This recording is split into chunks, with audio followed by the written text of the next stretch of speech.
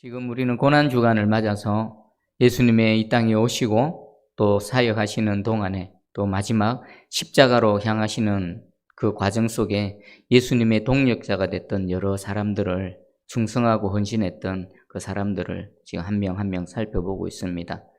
하나님께서는 꼭 필요한 순간에 필요한 사람들을 보내주셔서 예수님의 동력자로 세워주셨습니다.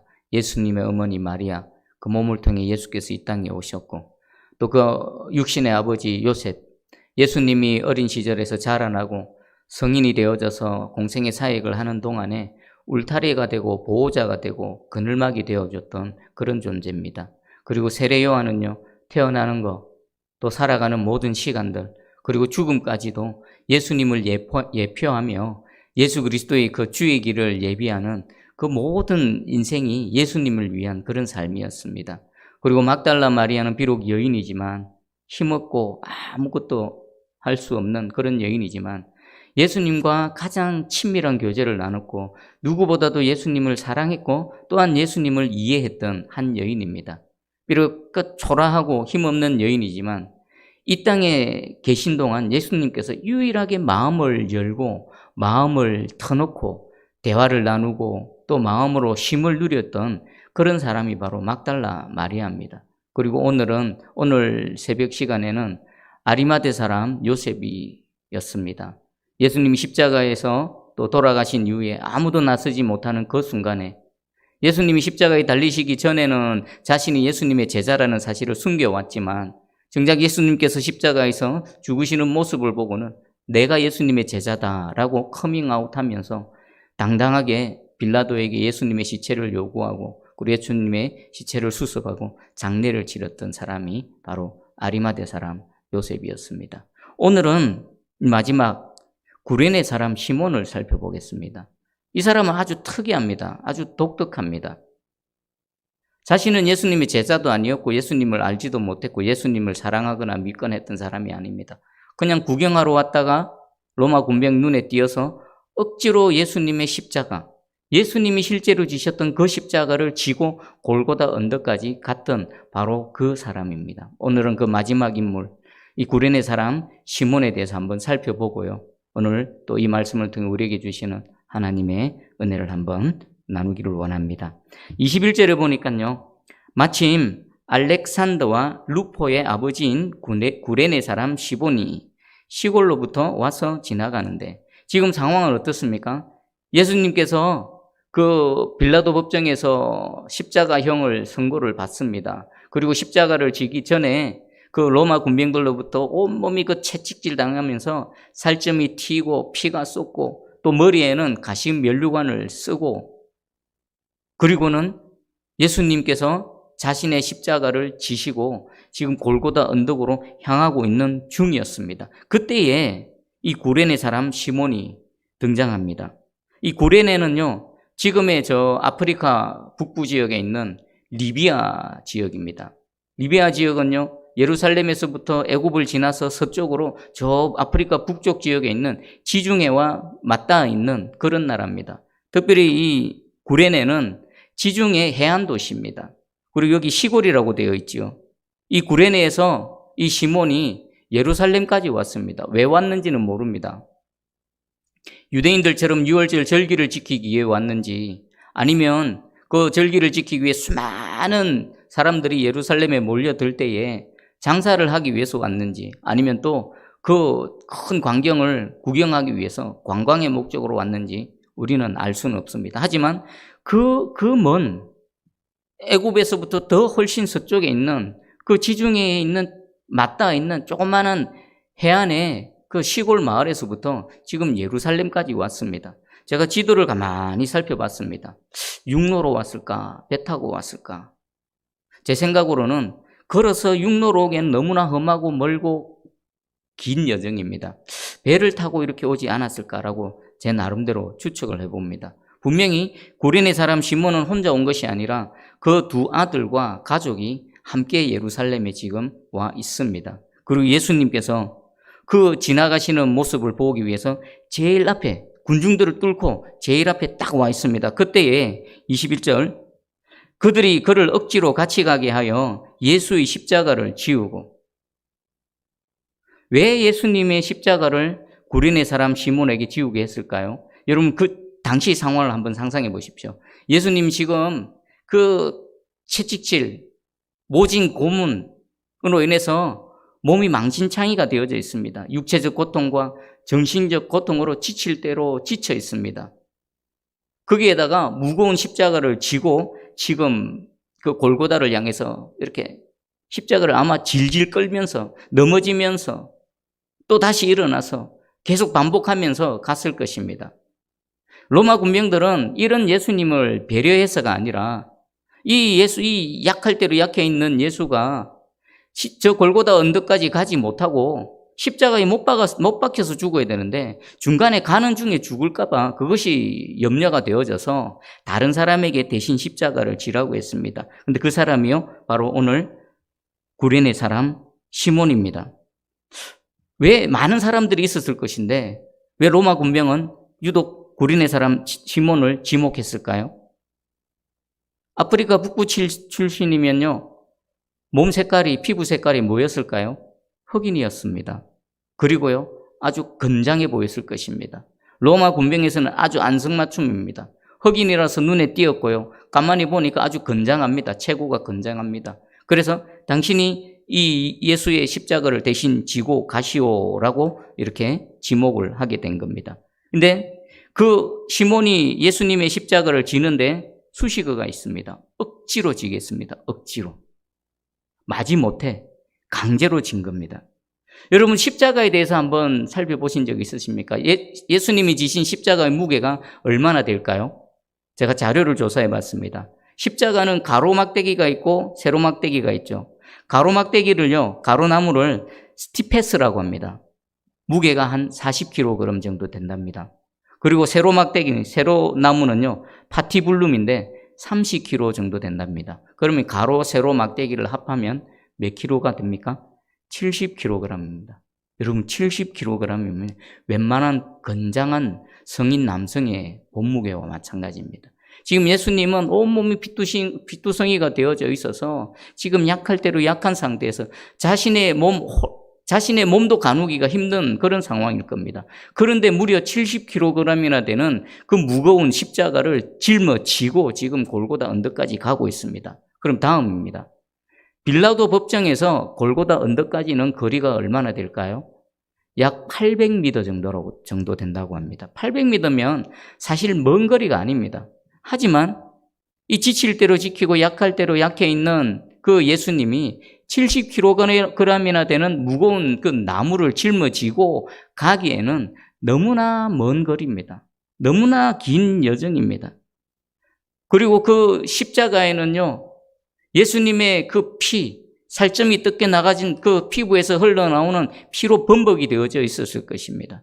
그리고 예수님이 흘렸던 그 땀으로 범벅이 되어져 있을 것이고, 또 땀바닥에 넘어지고 또 일어나고 또 넘어지면서 그 길바닥에 있는 흙먼지로 온통 피와 흙먼지로 범벅이 되어 있었을 것입니다. 그런데 그 십자가를 지금 누가 대신 진다고요?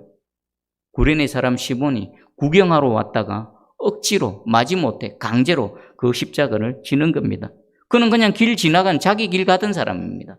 그냥 구경하러 잠시 왔을 뿐입니다. 그런데 지금 이 일을 당한 겁니다. 이 웬 날벼락입니까? 그러면 억지로 진 십자가의 은혜를 한번 생각해 보겠습니다.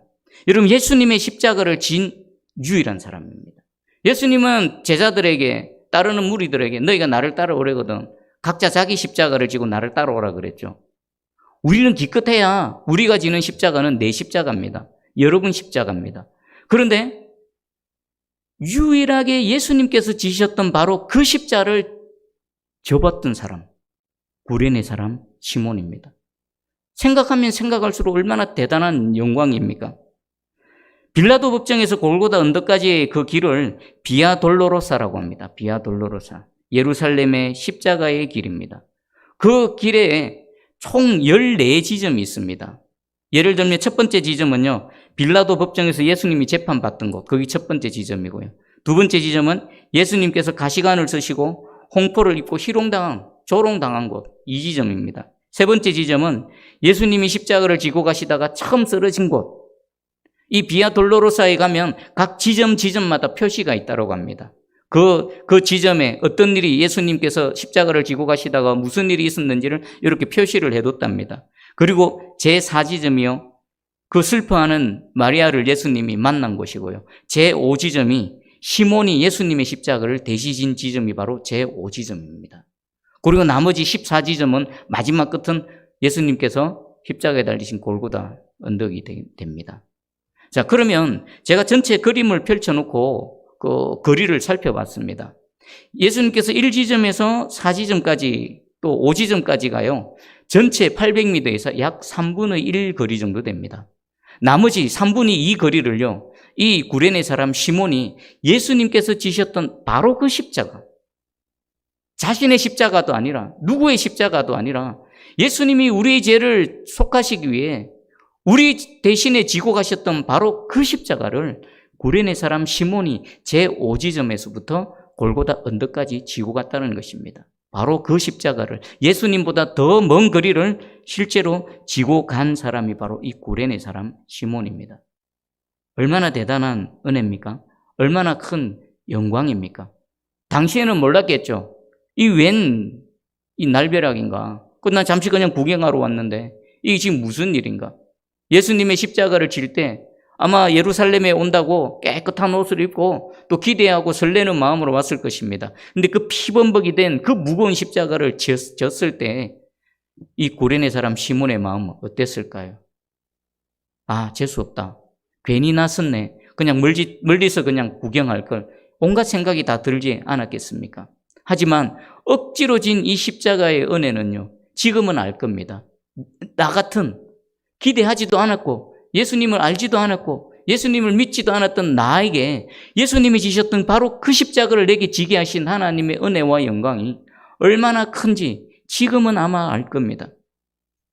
2년 전에 사랑의 동산이라는 프로그램에 참가했습니다. 그 프로그램 중에 한 과정이 있는데 예수님의 십자가 그 여정을 쭉 재현하는 그런 과정이 있었습니다.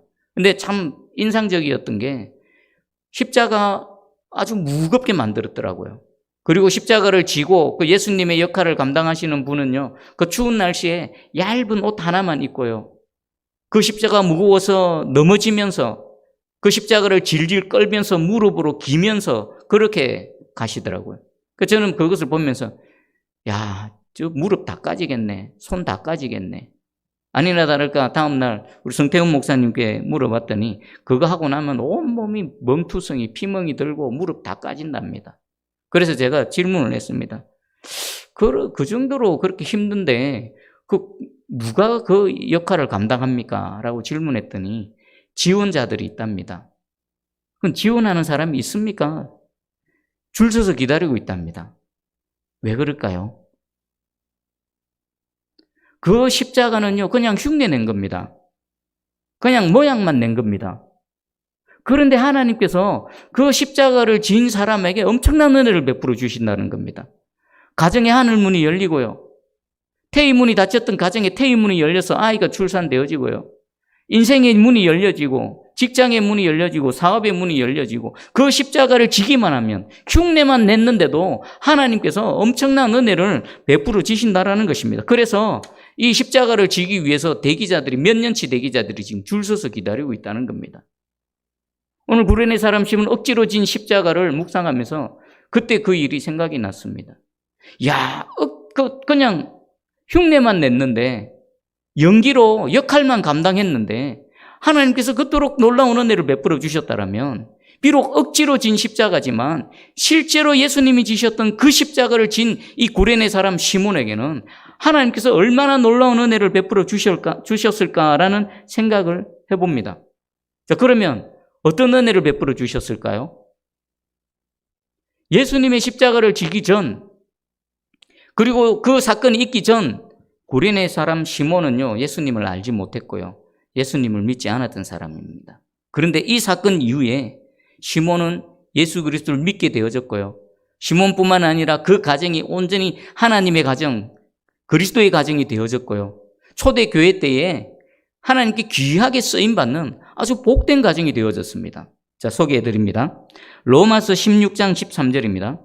주 안에서 택하심을 입은 루포와 그의 어머니에게 문안하라. 그의 어머니는 곧 내 어머니니라.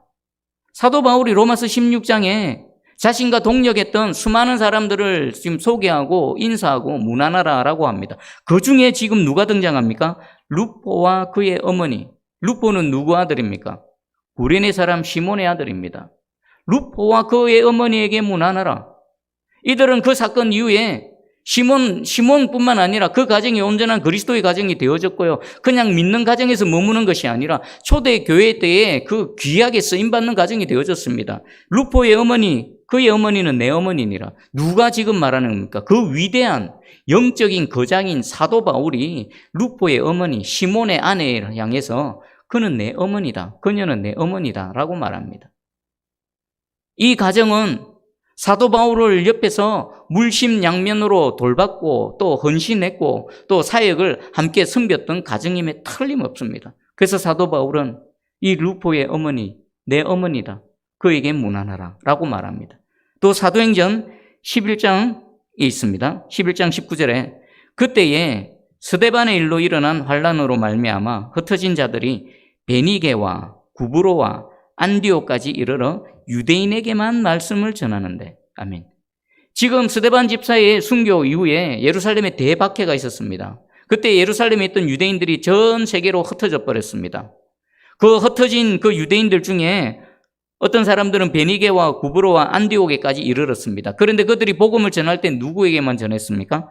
유대인에게만 전했습니다. 그들은 이방인도 복음이 전해져야 될 대상인 줄을 아직 깨달지 못했습니다. 아직 그 틀이 깨어지지 않은 상태였습니다. 그래서 그들은 가는 곳마다 복음을 전하긴 했는데 유대인에게만 전했던 겁니다. 그런데 사도행전 11장 20절, 21절입니다. 그 중에 구브로와 구레네 몇 사람이 안디옥에 이르러 헬라인에게도 말하여 주 예수를 전파하니. 유대인 그리스도인들은 흩어지는 곳마다 복음을 전하긴 했는데 유대인에게만 전했습니다. 그런데 그때의 구브로와 구레네 몇 사람이 안디옥에 이르렀습니다. 그들은 누구에게도 복음을 전했다고요? 헬라인에게도, 이방인에게도. 유대인만 아니라 유대인들이 전하지 않는 이방인, 헬라인에게 복음을 전파했다는 것입니다. 그리고 그 결과가 21절.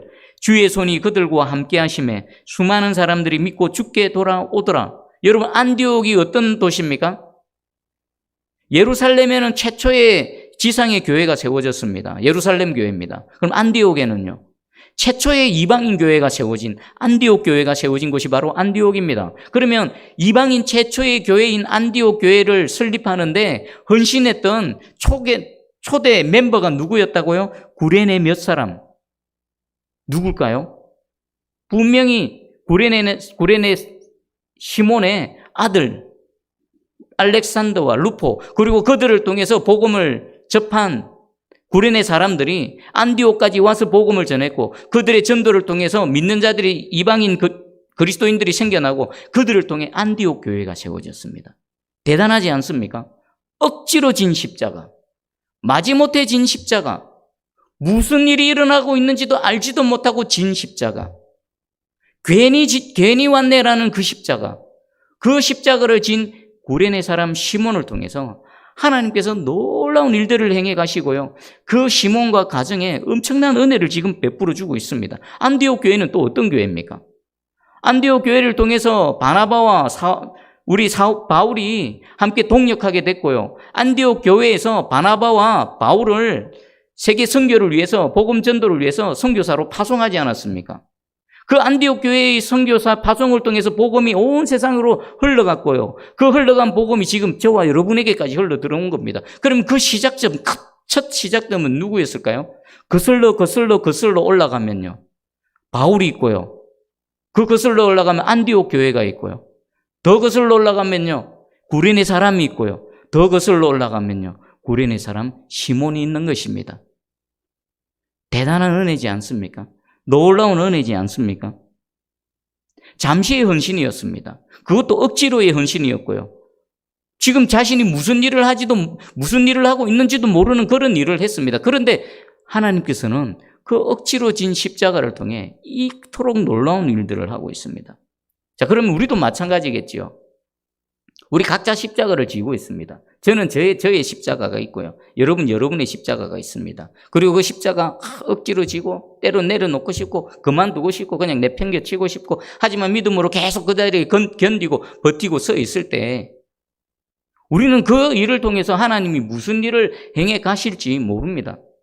구레네 사람 시몬은 자기가 억지로 진 이 십자가 그리고 변화되어진 자신과 자신의 가정을 통해 이방인의 최초의 교회가 세워지고 선교사가 파송되어지고 이 대한민국 수천 년, 2000년이 지난 이 시점에 온 세상에 복음이 전파되어질 그런 일을 상상이나 했겠습니까? 꿈이나 꿨겠습니까? 그런데 그 일이 일어났습니다.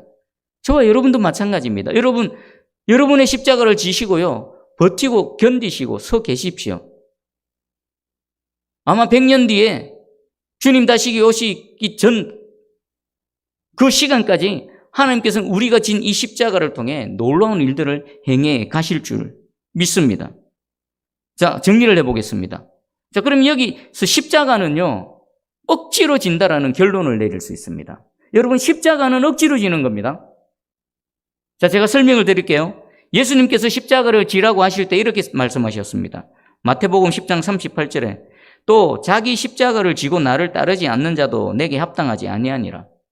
예수님을 따르긴 따르는데 자기 십자가를 지지 않고 따르는 것은 헛방이라는 겁니다. 무교라는 겁니다. 예수님을 따라오려거든 정상적으로 따라오고 제대로 따라오려면요 자기 십자가를 지고 따라와야 되는 겁니다. 그리고 마태복음 16장 24절입니다.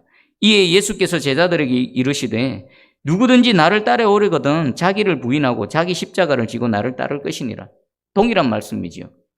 그런데 이 예수님이 나를 따라오려거든 너희는 반드시 너희의 십자가를 지고 나를 따라와야 된다. 그래야 제대로 따라올 수 있고 온전히 따라올 수 있고 끝까지 따라올 수 있다고 말하는 겁니다.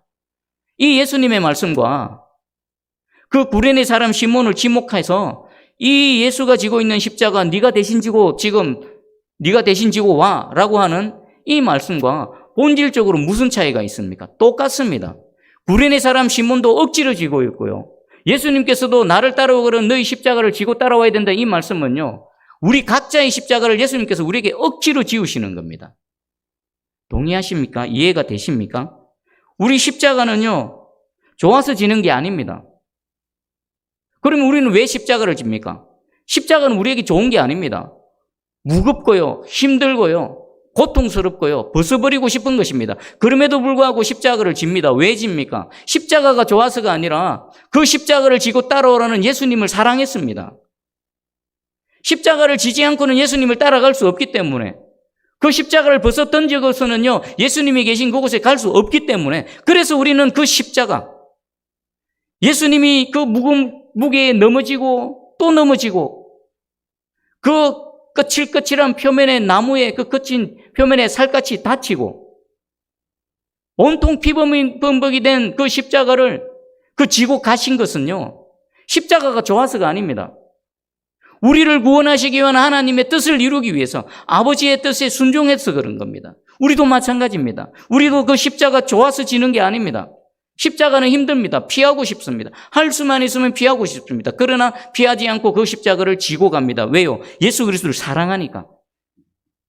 예수님이 가신 그곳을 가야 되기 때문에. 그 끝에서 나를 기다리고 계신 그 예수님을 만나야 하기 때문에 비록 지금 현재 시점에서는 힘들고 고달프고 고통스럽고 내게 눈물 나게 하고 내 옆구리가 가시가 되어서 계속 고통스럽게 하지만 그 십자가를 꼭 붙들고 걸어가고 있는 겁니다. 여러분 분명히 깨달으시기 바랍니다. 십자가는 좋아서 지는 게 아닙니다. 억지로 지는 겁니다. 다만 그 십자가를 지는 이유가 분명히 있다는 것입니다. 여러분 마지막으로 두 가지 질문을 던지겠습니다.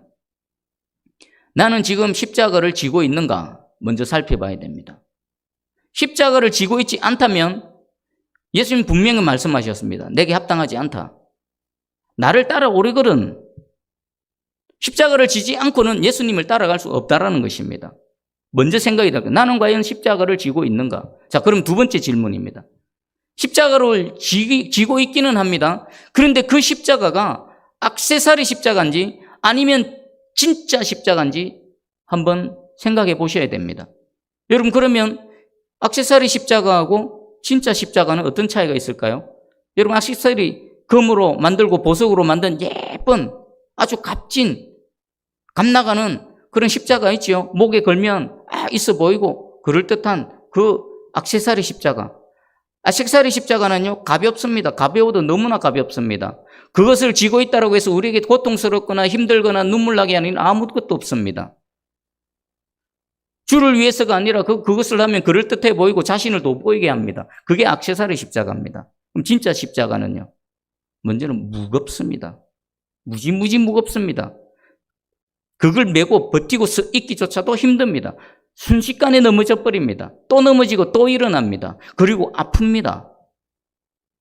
액세서리 십자가는 매끌매끌합니다. 내 살갗에 아무리 닿아도 아무런 상처도 주지 않습니다. 그러나 진짜 십자가는요, 붙들고 있으면 내 표면에 피부에 닿으면요, 거칠거칠해서 상처가 나고 찌르고요, 아픕니다. 그게 바로 진짜 십자가입니다. 자, 그러면 나는 십자가를 지고 있는가? 그리고 내가 십자가를 지고 있는 이 십자가가 액세서리 십자가인가 진짜 십자가인가를 구분할 수 있을 것입니다. 여러분, 십자가는 마지막 정리합니다. 십자가는 억지로 지는 겁니다. 마지못해 지는 겁니다. 강제로 지는 겁니다. 예수님이 지어주신 십자가입니다.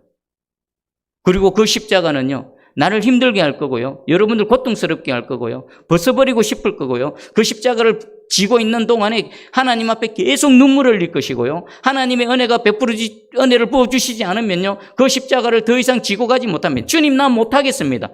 도저히 못하겠습니다. 주의 은혜가 있어야 그 십자가를 지고 계속 버틸 수 있고 견딜 수 있고 계속 걸어갈 수 있는 십자가입니다. 여러분, 이 시간 주께서 다시 지어주시는 억지로 십자가, 그 십자가를 억지로 다시 지시기 바랍니다. 강제로 다시 지시기 바랍니다. 그동안 내려놓았고 그동안 힘들어서 마음상에서 지쳐서 던져버렸던 그 십자가, 우리가 던져야 될 십자가는요, 액세서리 십자가입니다. 액세서리 십자가 던져버리고요, 나를 힘들게 하고 고통스럽게 하고 주님 앞에 가는 동안에 눈물 짓게 하고 내 옆구리에 가시가 되고 또 넘어지고 또 넘어지게 하는 진짜 십자가를 다시 메시고요, 주님 가신 그 길을 한 걸음 한 걸음, 지금 또 넘어져도 또 일어나서 또 눈물 나게 해도 또 주님 앞에서 부르짖고 기도하며 그 십자가 지고 끝까지 주님 앞에 나아가는 저와 여러분 되기를 주님의 이름으로 축복합니다. 아멘.